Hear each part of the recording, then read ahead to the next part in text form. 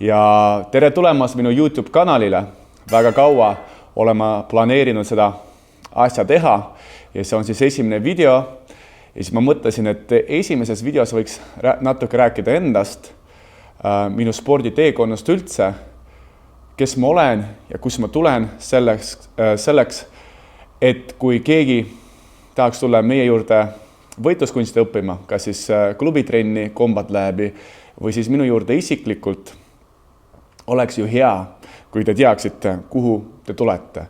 Ja ma mõtlen, on hea rääkida ka inimestele, kes on juba minu juures käinud või siis käivad meie rühmatrennides ka minu teekonnast, et igaüks teist teaks siis minust natuke rohkem ja minu sportlikust teekonnast. Ja iga inimene, kes kuulab seda või vaatab seda videot lõpuni, lõpus tuleb siis väikene selline kingitus. Alustame sellest, et mis perest ma kasvasin. Et ma olin esimene laps peres ja minu isa oli väga sportlik inimene, poksija, tegeles võitluskunstidega, karateega, kas käis kaitseväes veel Nõukogude Liidus. Ja seepärast kohe, kui ma sündisin, minu isa poolt oli selline hea eeskuju, et missugusene poiss või siis peab siis, mismoodi ta peaks üles kasvama. Ja kui rääkida boksist, siis minu esimeseks treeneriks oli kui mu isa.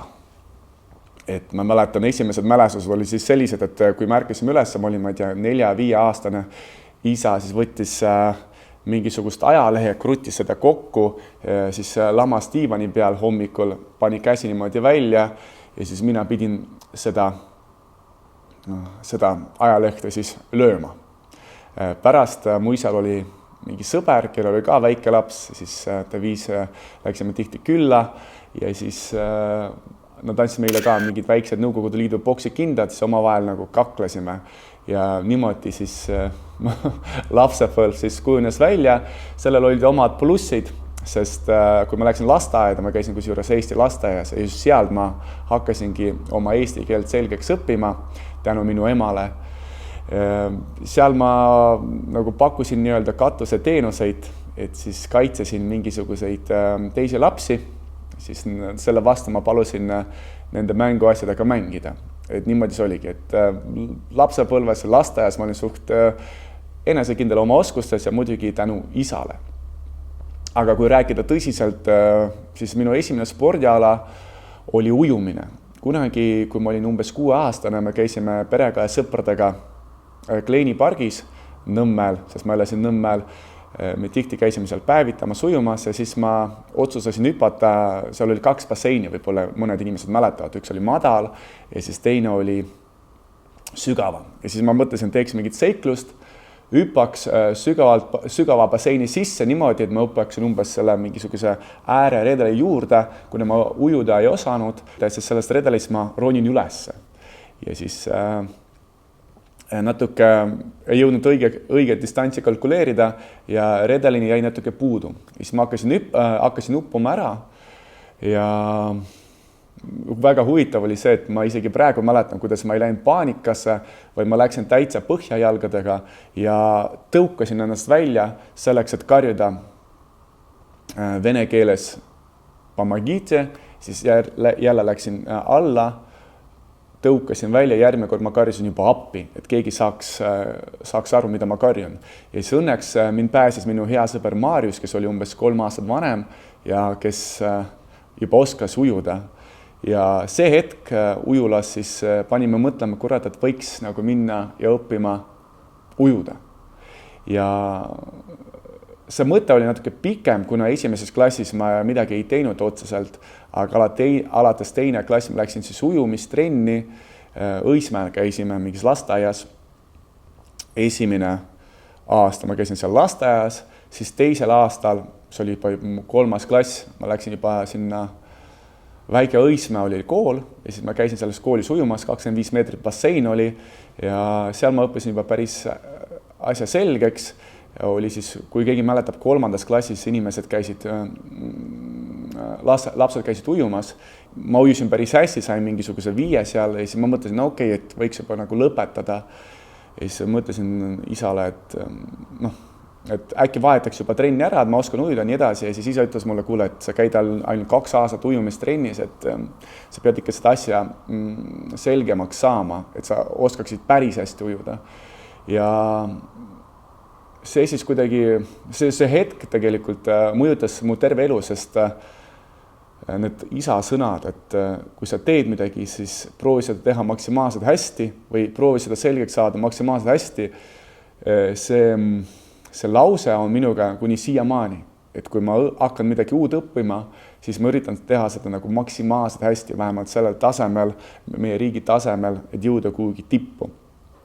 Ja seepärast ma tegelesin veel ujumisega veel 2 aastat, pärast läksin juba Kalevisse ujuma, kus oli see bassein juba pikem. See oli päris huvitav kogemus ja see võib-olla keegi teab, et see on päris sügav ka, 4,5 meetrit ja oli äge puudutada seda ujula põrandat või ja siis tulla üles, olles niisugune väike laps, see oli niisugune päris inspireeriv oskus, sest enamus mu sõpradest, kes ujumisega ei tegelenud, nendega see oli mingisugune ebareaalne asi. Vot siis. Ja seepärast 4 aastat ma kõigepealt tegelesin ujumisega, käisin 4 korda nädalas trennis, aga samas ma ei tundnud, et keegi treeneritest oleks nagu suuremat tähelepanu pööranud minu peale või kuidagi eraldi tegelenud minuga. Seepärast ma ainult ujusin, treener ütles uju, ma ei tea, 200 meetrit selja peal, 200 meetrit konna, 200 meetrit krooli, midagi niimoodi ja ma käisin, ujusin, väsisin väga palju. Süüa tahtsin, ma usun, et iga inimene, kes on ujumisega tegelenud, teab, et kui suur on nälg peale ujumistrenni, aga muud midagi, võib-olla olid minu elus ainult ühed võistlused ja kõik. Ja ikkagi ühel hetkel tekivad mingid soovid proovida veel midagi ja ma mäletan, et 4. klassis tuli minu kooli üks mu hea tulevane sõber Vladislav, kes siis oli korvpallur. Ja siis ühes Kehka trennis, kui me mängisime korvpalli, ta põhimõtteliselt üksinda tegi meile kõikidele ära. Siis ma mõtlesin, et ma arvasin oma kohta, et ma olen mingi sportlik inimene ja ma ei saanud selle tüübiga midagi teha. Ja ma mõtlesin, et võiks äkki proovida saada selgeks korvpalli, sest ma tahan olla sama hea kui mu klassivend. Ja selle üle ma natuke mõtlesin umbes aasta. Ja siis, kui ma olin 5. klassis, siis ma mõtlesin, et võiks juba ujumisega lõpetada. Isa oli ka nagu nõus, et võiks midagi muud proovida. Ja siis ma läksingi korvpallitrenni ja kuna meie Kehka õps oligi korvpallitreener ja minu klassivenna isa, siis ma läksingi tema juurde ja selle inimese nimi oli Evgeni Gurjanov ja ma olen väga tänulik temale, sest just tema väga inspireeris mind trennides ja puhus tuuld minu tiibadesse. Võib-olla kui keegi on mängusportidega tegelenud, teab, kas korvpall või jalgpall, et tavaliselt mingis heas meeskonnas, ma mängisin siis Kalevis, on tavaliselt 2 meeskonda. Üks on selline kõvem meeskond ja teine on siis selline natuke kehvem meeskond. Ja mina, kuna ma olin algaja, ma sattusin kõigepealt sinna teise meeskonda, aga ma väga tahtsin saada sinna esimesse meeskonda, kus oli sellised päris tublid poisid ja kus mu klassivend Vladislav mängis ja oli seal üks parimatest mängijatest.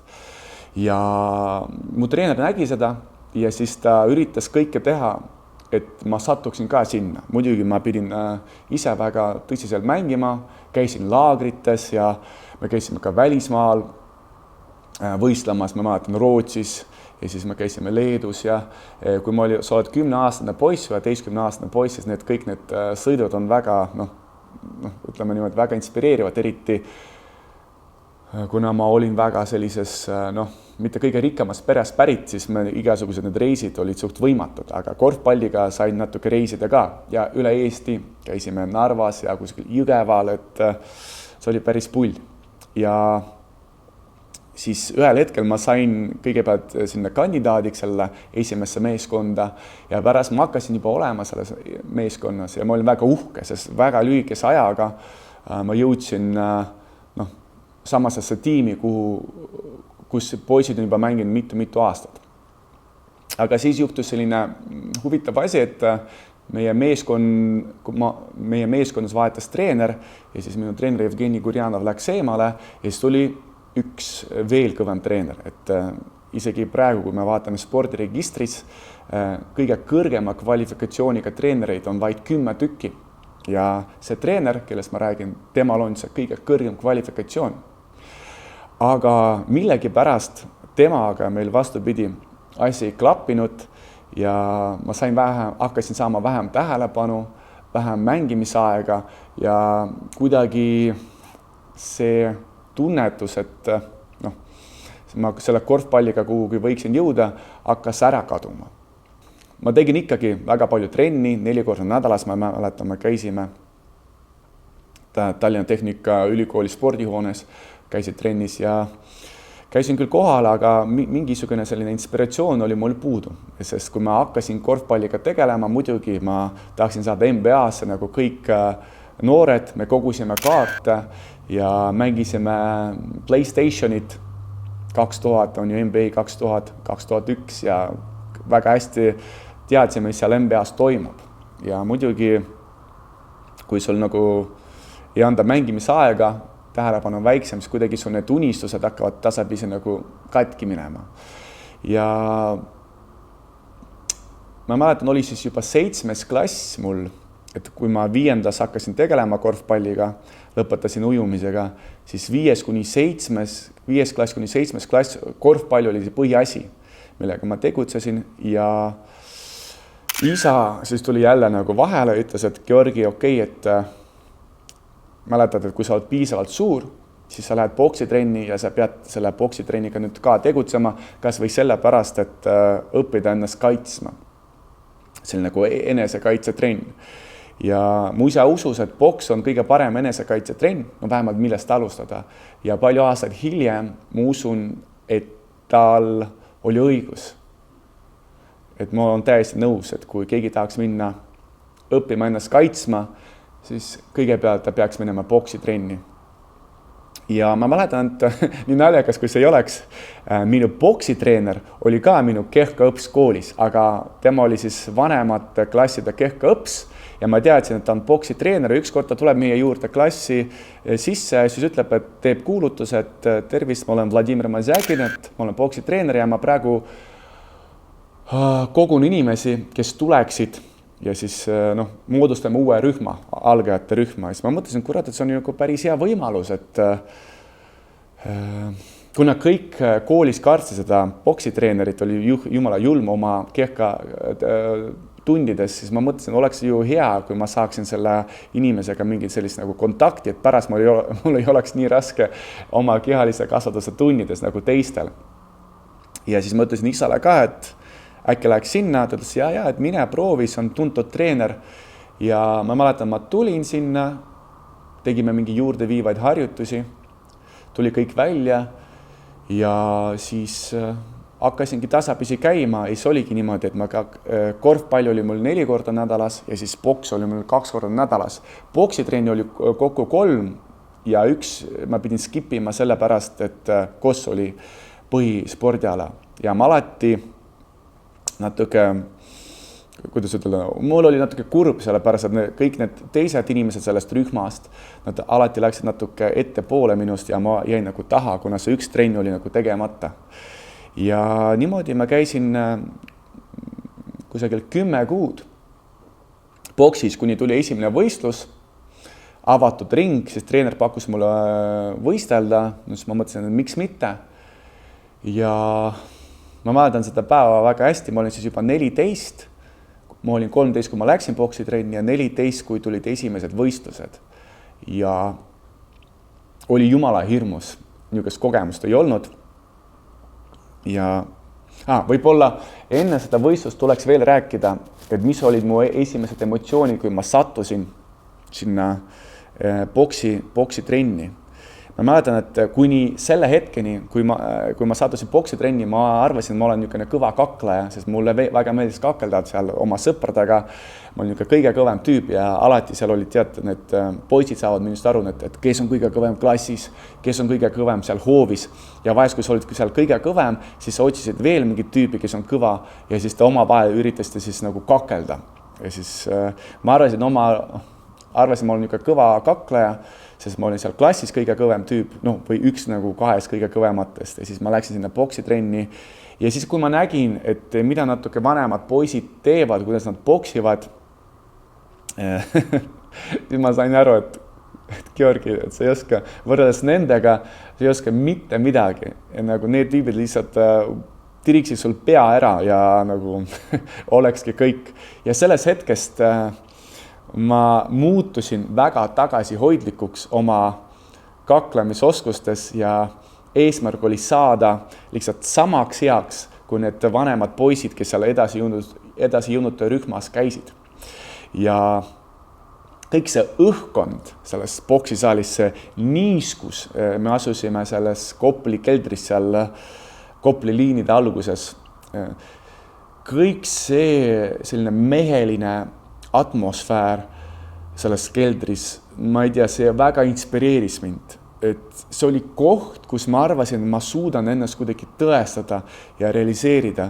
Ja ma mäletan, kui ma tulin sinna ja mu sõbrad, vanemad poisid, kes sealt tegelesid juba 2-3 aastat, kes olid siis 15-16, sellised sportliku hoiakuga ja mõndadal oli sellised natuke katkised ninad ka, surusid mu kätt, siis minu jaoks oli kõige suurem, ma ei tea, kiitus ja auhetk. Samas need poisid, vanemad poisid väga perfektselt kuulasid mu treeneri sõna, keegi seal ei lobisenud, kõik käitusid viisakalt ja minu jaoks oli lihtsalt niisugune koht, kus ma lihtsalt nagu tahtsin olla. Isegi praegu, kui ma mõtlen selle peale, pisarad nagu tulevad silma, sest minu jaoks oli niisugune koht, kus ma saaksin ennast kuidagi realiseerida ja ise endale tõestada, et ma selles maailmas tegelikult midagi suudan ja oskan. Ja seepärast ma käisin seal väga suure nagu sooviga ja tulid esimesed võistlused. Ma väga kartsin, alati selle publiku sees otsisin, kes võiks olla mu vastane, vaatasin ikka inimese peale, siis mõtlesin, oi, kui see on mu vastane, siis ma ei tea, mis ta minuga teeb.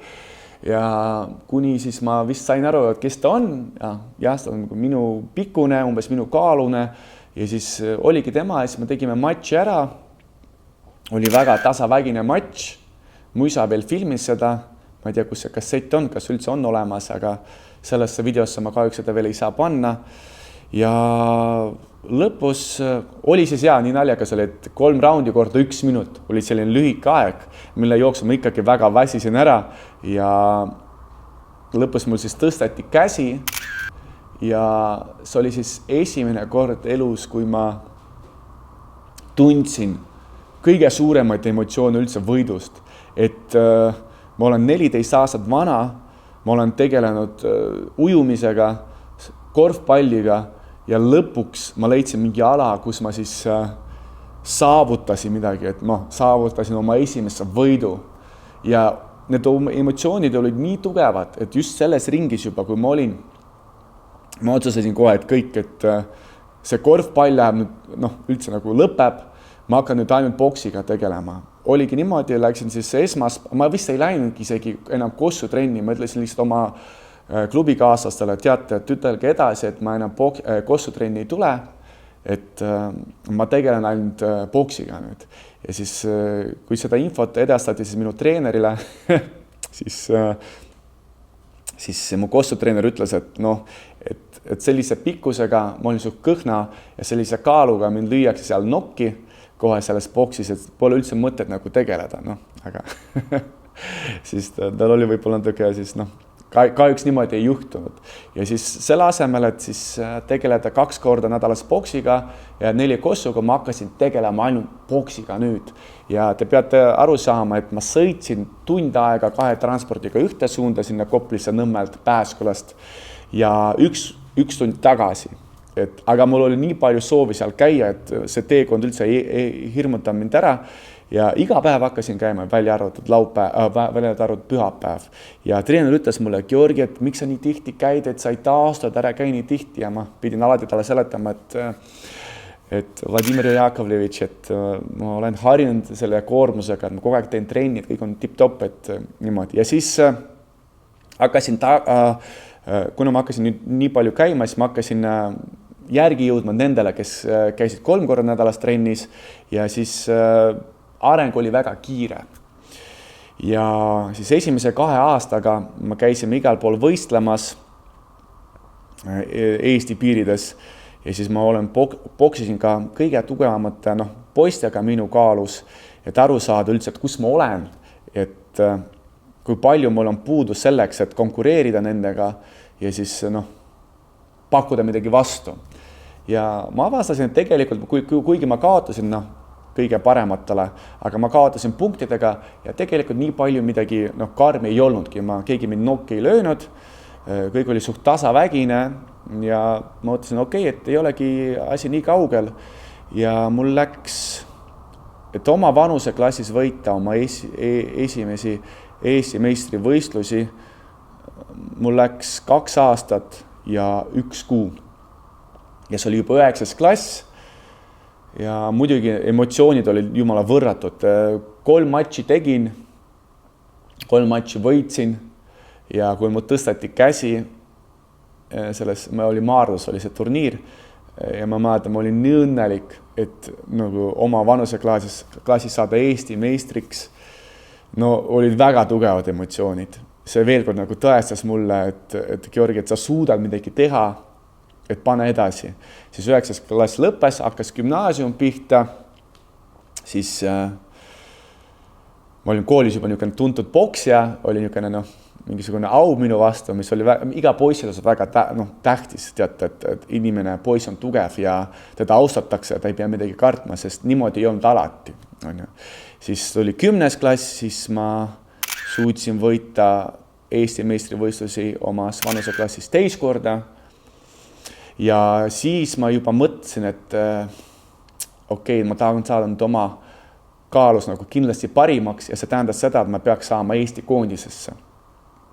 Ma olin siis juba juniorides ja tuli 11. klass pihta ja siis ma sain, poolfinaalis sain kokku siis tegutseva siis Eesti koondise kohahoidjaga, kes juba võistles seal Euroopa meistrivõistlustel ja kindlasti ma väga tahtsin saada tema kohale. Ja siis meil oligi poolfinaal ja siis ma teadsin, kes praegu võidab, siis võidab ka Eesti meistrivõistlusi ja saab seda koha siis tiimis. Ja siis 2. raundis tehnilise knockoudiga võitsin teda ja siis finaali juba võitsin ka. Ja siis peale 3. Eesti meistrivõistluse boksis järjest, mida ma võitsin, siis keegi ei saanud enam mulle keelata ja siis kutsuti mind Eesti koondisesse, juniorkoondisesse, siis ma olin veel 17 ja aga kõik mu sõbrad olid kohe saamas 18 ja see on väga oluline, sest kui sa oled 18, siis kõik panid suure pidu, rentisid maju ja tegid mingisuguseid suuri pidusid ja kuidagi niimoodi juhtus, et just kevadel paljudel mu sõpradel, kes said 18, olid nüüd sünnipäevad just kevadel, aprillikuus. Ja ma mäletan, oli niimoodi, et iga nädalavahetus me panime pidu suht tugevalt, iga esmaspäev ma läksin poksisaali, et valmistada ennast siis mingisugust koondise lahinguks, mis oli meil mingi Leedu koondise vastu siis. Ja siis niimoodi läks terve kuu mööda, pidutsemistreining niisugune kuu ja siis ühel hetkel 2 nädalat enne mu esimest koondise lahingut ma siis lihtsalt trennis vajusin kokku, minestasin ja kutsuti kiirabi ja suht hirmutav asi oli, sest ma pole ennem elus kunagi minestanud.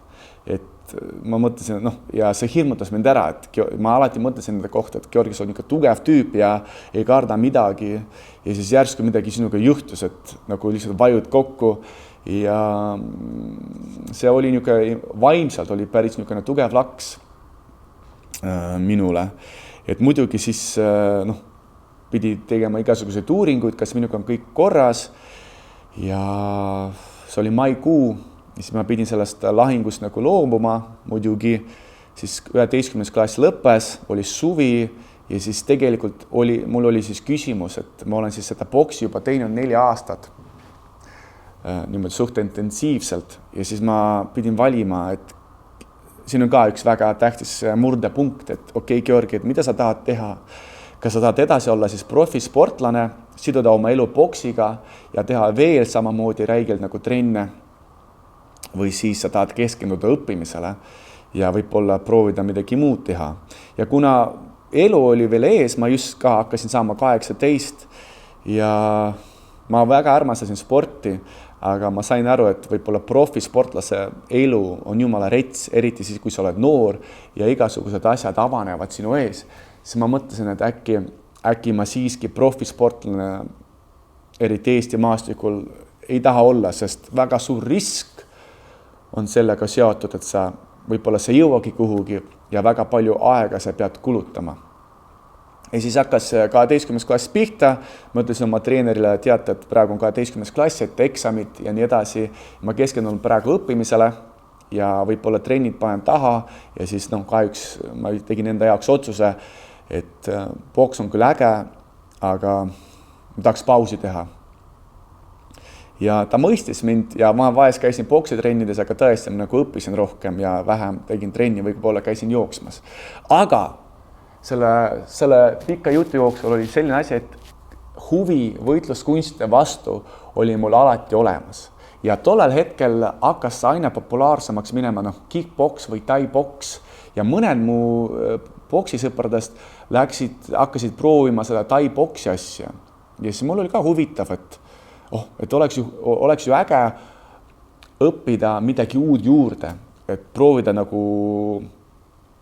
näiteks jalalööke, kuidas neid lüüa, kuidas nendest kaitsta, et mis asi see üldse on, sest ma mäletan üks mu tuttav, kes käis tai-boksi või kickboksi, ükskord lõi mulle low kicki ja see oli nii valus ja ta lõi seda nii kergelt, et ma mõtlesin, et täiesti pekki, et kui keegi praegu, ma ei tea, lööb mulle niimoodi low kicki kuskil tänaval, siis kõik need mu boksioskused eriti mind ei aita, sest ma lihtsalt ei saa liikuda. Ja ma mõtlesin, et peaks edasi minema siis kickboksi või tai-boksi trenni. See mõte oli mul olemas, ma lõpetasin kooli 12. klassi, ma läksin ülikooli, ma läksin Tallinna Tehnikaülikooli õppima majandust, amet oli mul siis turundus ja siis ülikoolis ma kohtasin ühte poissi, mu sõpra, siis tulevast sõpra, kes tegeles siis kickboksiga ja kes viis mind siis sellise klubisesse nagu EAK, Estonian Academy of Kickboxing. Treeneriks oli seal Dmitri Varabjov ja väga kõva sportlane, ainuke maailmameister kickboksis Vakos, mis on kõige austatum organisatsioon kickboksis, üldse väga tubli tegija meie Eesti maastikul. Tollel hetkel oli üldse 2 põhiklubi, kuhu võiks minna, et kas oli kas Garant või siis EAK ja need klubid olid omavahel konkurendid. Ja siis võib-olla peakski ütlema väikest kokkuvõtet tegema, et kui ma tegelesin boksiga, siis 4 aastaga ma jõudsin siis saavutada 3 korda või suutsin võita 3 korda Eesti meistritiitli, 2 korda kadettides ja 1 kord juniorides ja sain Eesti koondisesse, juniori Eesti koondisesse ja pidasin siis 25 matš. See oli võib-olla 4 aastaga väga palju, aga mingisugune kogemus ikka on. Et boksis ma pidasin 25 matši. Ja siis, kui ma läksin kickboksi, siis mul ei olnud eesmärk nagu võistelda, pigem lihtsalt oli eesmärk nagu õppida. Aga treener pakkus võistelda, siis kickboksis ma ka tegin mingisuguseid matše. 7 matši vist tegin ja 4 võitsin, 3 kaotasin ja ükskord ma sain ka siis Eesti meistriks. Võitsin knockoudiga. Huvitav oli see, et kõik matšid, mida ma kickboksis võitsin, olid võidetud knockoudiga ja see oli siis Maksa Haagiga võidetud. Nii naljakas, kui see ei oleks. Et jah, et boksi fundament oli mul väga kõva ja siis 2 korda jäin teiseks meistrivõistlustel ja tegin isegi ühe profimatši kunagi Georgi Abuladze vastu, mida ma kaotasin, aga matš oli päris hea ja üks parimatest õhtumatšidest, see oli juba siis professionaalides. Et kui Georgi vaatab seda videot, siis tervitus sulle ka ja aitäh hea lahingu eest. Ja siis tegin kickboksi umbes 2-3 aastat ja ma ühel hetkel lihtsalt tundsin, ühel hetkel ma tundsin, et kuidagi meie klubi kord ja trennid enam ei ole nii huvitavad, kuidagi suvalised teemad, et kuidagi seda suhtumine enam ei ole nii tõsine. Ja kuna minu suurim kirg on alati nagu õppida parimatelt, treenida koos parimatega ja proovida ise saada selleks paremaks inimeseks, siis ma tundsin, et peaks tegema mingit muudatust. Ja siis ma mõtlesin, et ma peaks minema mingi teise klubisse ja see teine klubi oligi Garant. Nii naljakas, kui see ei oleks, aga meie 2 klubid oli siis sellised nagu vaenlased ja omavahel millegi pärast. Praegu on selles nagu naljakas mõelda, aga siis oli niimoodi, et selle klubi sisemine hierarhia oli pigem selline ja kui ma mõtlesin minna sinna Garanti, siis teiste jaoks oli selline nagu kuritegu võib-olla, aga üks meie EHK sportlastest läks sinna ja ta väga kiitis ja me terve aasta temaga rääkisime. Umbes ma küsin, kuidas seal treenid on ja nii edasi ja ta väga kiitis. Ja siis ühel hetkel ma mõtlesin, et suva seegi, mis kes mõtleb, ma lähen ka sinna. Ja siis ma läksin Garanti. Minu treeneriks oli seal Sergei Vinokurov, et Sergei tervitused sulle ka. Ja siis peale seda mõned tublid poisid EHK-st tulid ka meie rühma ja moodustasime sellise päris hea pundi selle Sergei Vinokurovi rühma sees. Ja siis seal ma tegin trenni umbes 2 aastat, et õppisin mingisugust taiboksi tehnikat, küünarnukke, põlvi, klintše. Seal ma sain tuttavaks ka Uku Jürendaliga, oli meie rühmas ja Henri Hiiemäe, kes on siis praegu Invicta peatreener, et kunagi koos siis tegime trenni. Ja päris pull aeg oli. Ja siis järgmiseks võtmehetkeks oligi arusaamine, et mis ma tahan edasi teha. Kuna Sergei Vinokurov tihti käis oma teiste sportlastega võistlemas, siis ta alati palus mind asendada neid rühmatrenne, kui teda ei olnud. Ja siis ma avastasin, kui ma asendasin, et see protsess mulle nagu väga meeldis. Ja sest kuna mul oli niisugune päris tugev boksi taust, siis vahest ma võisin midagi õpetada nagu boksi pooles midagi võib-olla, mis poisid ei teadnud ja ma nägin, et tuleb välja ja mul on nagu jumala hea meel, et kui ma saan kuidagi abiks olla. Ja siis ma mõtlesin, et võikski jätkata sellise nagu treeneri karjääriga edasi. Ja kui Sergei tuli tagasi, siis ta palus meid kõiki kirjutada uueks aastaks nagu plaane, et kuidas ta näeb ennast siis nagu järgmises aastas, mis nagu kui sportlasena ja mida ta tahaks saavutada. Ja siis ma kirjutasin, et tead, ma võib-olla sportlase ei tahagi olla, aga ma tahaks olla treener. Ja siis kuidagi, võib-olla ta ei võtnud siis mind tõsiselt, aga kuidagi ta seletas viisakalt, et tead, Georgi, et võib-olla on veel vara nagu mõelda selle peale. Ja siis kuidagi katkestas mu sellise nagu soovi ära. Aga soov oli ikkagi olemas, tulid mingid muud asjad vahele elus, tuli pere vahele, ma kohtusin oma naisega, tulid lapsed ja siis pidin nagu trennis vähem käima, kuna ma elasin siis ikka veel Pääskulas, trenni asas Lasnamäel, sõitsin ja kuidagi tulid muud asjad vahele. Kuni selle hetkeni, kuni tuli number 1 fight show turniir ja selleks turniiriks me tegime siis esimesi promovideosid. Tänu nendele promovideotele ma tutvusin siis Marko Moisaariga, Mirko Moisaariga, Edvin Kibusega ja siis kuidagi Edvin Kibusega me saime kuidagi väga kiiresti ühele lainele. Ja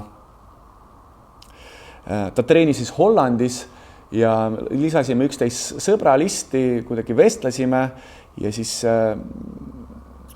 see oli mingi 4-5 kuud lihtsalt vestlesime ja siis tuli tagasi Eestisse Hollandis ja mõtlesin, kuule, et äkki lähme boksima sinuga minu klubisse, et ma ka kunagi boksisin.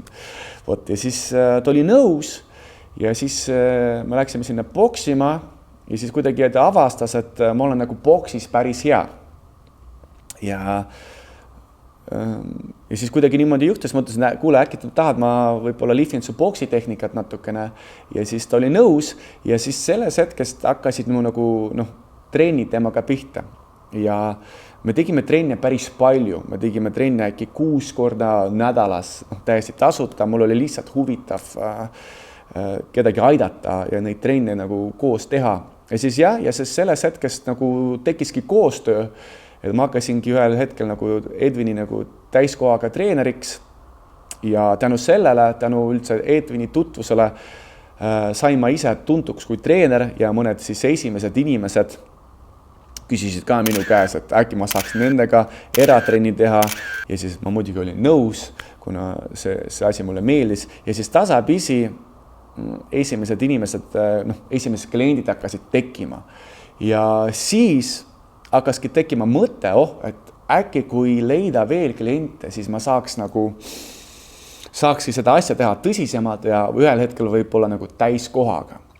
Ja oligi selline eesmärk, et jõudagi sinna tasemele, et ma saaksingi anda ainult boksitrenne. Ja siin ma tahaks veel ütelda, et suured tänud Edvinile, kes usaldas mind ja kes andis mulle sellist tõuget selles treeneri töös. Et Edvin, kui sa vaatad seda videot, siis ma olen ka sulle väga, väga tänulik selle usalduse eest ja nende, ma ei tea, 2,5 aasta eest, mida me koos siin reisisime üle Eesti, tegime neid trenne ja võistlesime nii kahes kui ka boksis, et jumala hea aeg oli. Ja selles hetkes hakkaski mu treeneri karjäär pihta. Tulid inimesed, kes siis pakkusid olla rühmatreenerid. Selline klubi oli nagu klubi Imperial. Ma hakkasin alguses Saues andma trenne, siis pärast tekkis võimalus veel anda kesklinnas, korrus 3 ruumis trenne, siis ma hakkasin ka seal andma neid trenne ja selles kesklinna saalis tulid ka veel ühed inimesed, kes on siiamaaniga, mõned nendest on mu erakliendid praegu. Ja kuidagi hakkas see asi pihta, ma lihtsalt tegin oma tööd, mis mulle väga meeldis ja inimesi hakkas tasapisi tekkima rohkem.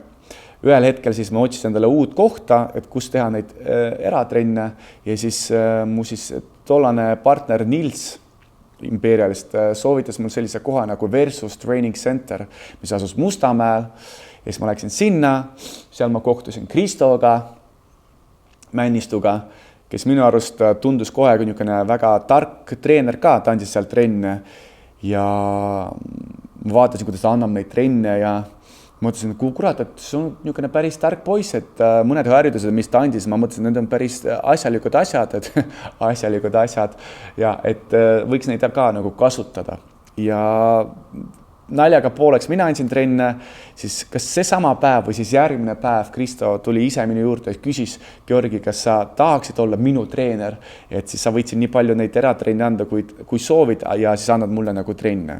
Siis muidugi ma mõtlesin, muidugi ma tahan, see on väga hea deal ja siis hakkasin siis andma Versuses trenne Kristole, oma erakliendidele ja siis tasapisi hakkasin andma seal rühmatrenne ka, nii boksitrenne kui ka pärast K1 trenne. Ja sellest oli ka väga huvitav aeg, vist ma ei tea 2 aastat või 3 aastat, kuni see koroona hakkas pihta, siis me kolisime sellest Mustamäe saalist Pärnu maantee saalisse ja pärast oli jälle järjekordne lockdown, siis Kristo otsustas seda saali panna kinni ja siis mul tekkis endal siis küsimus, et mida ma siis teen edasi, kas ma lähen siis veel ühte saali treeneriks või siis ma teen oma saali. Ja siis mõte oligi, et teha oma saal, aga küsimus jälle, kuidas ma seda teen, kus ma leian raha, kui palju see kõik maksaks. Ja üks minu klientidest, kelle nimi oli siis Mart Raidaru, me rääkisime temaga koos seda juttu ja siis tuli välja, et temal oli ka kunagi soov või unisus teha väikest saali ja siis tema lõi kuidagi selle ideega ka nagu kaasa ja siis sellest sündiski tänapäeval selline klubi nagu Combat Lab, mille sees ma praegu olen ja salvestan seda videot. Kunagi järgmine kord ma räägin võib-olla Combat Labist ka natuke rohkem, kuidas me seda ehitasime, mis raskused meil olid sellega, aga praegu siis nii siis et kõik see teekond viis siis oma klubi tegemiseni. Ja selline põnev teekond ja muidugi võib-olla mainiks veel, et kui ma olin Versuses, siis mõnda aega me tegime koostööd Uku Jürjendaliga, kellega ma kunagi treenisin koos Garandis. Siis pärast veel tihedamini me tegime koostööd Deniss Moldareviga. Ma olin tema peatreener 6 matšiks, ehk siis millest 3 me võitsime, 3 kaotasime, milles siis see koostöö kestis 2 aastat. Et oli võimalus töötada nii harrastajatega kui ka profisportlastega ja selles teekonnas oli võimalik proovida erinevaid, kõike erinevad, mis üldse võis saada, et alates siis anda trenne kusagil kergejõustikusaalis 2 erineva lapaga, kuni siis ehitada enda saal koos minu partneriga Mardiga kopsud tööle. Ja siis pikaajaline kingitus ka kunagi koroona ajal ma salvestasin plokk videosid, mille nimi oli siis Boksi ABC. Need videod on nüüd kättesaadavad minu YouTube kanalil ka eraldi playlistina, et kui sa tunned, et sa tahad boksiga tegeleda, aga sa pole veel kindel oma oskustes, sul pole aega ja sa ikka tahaksid juba proovida midagi, siis need videod on tehtud spetsiaalselt selle jaoks, et igaüks teist saaks kodus iseseisvalt harjutada kõiki neid juurde viivad harjutusi, mis aitavad teile paremini saada nendest boksi põhimõtetest, liikumisest, löögidest ja võib-olla kui te praegu ei saa või te ei julge veel boksisaali tulla, te võite proovida järgi teha neid harjutusi ja kindlasti need tulevad teile kasuks. Ma tean, et vähemalt üks inimene õpetas teist inimest nende videote järgi boksima ja väga kiitis neid videod. Seepärast, kui te ei taha veel tulla minu juurde või meie juurde klubisse tegelema võitluskunstidega, siis ma soovitan tutvuda boksi ABC videotega, mida ma tegin koroona ajal. Need on kättesaadavad, ma saadan lingi kuhugi, et te saaksite kohe minna ja vaadata neid juhul muidugi, kui teil on huvi. Suured tänud kõikidele, kes vaatasid seda videod lõpuni ja näeme juba varsti. See oli Georgi Abolõmov. Head aega.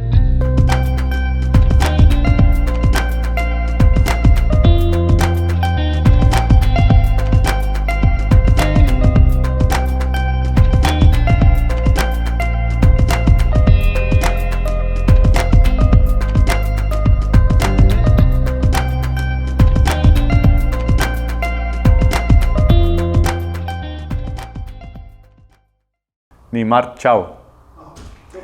Mis kell on praegu? Kell on 16.09. Kurat, mul läheb veel äkki 15 mintsa. No, mul on praegu see salvestus peal.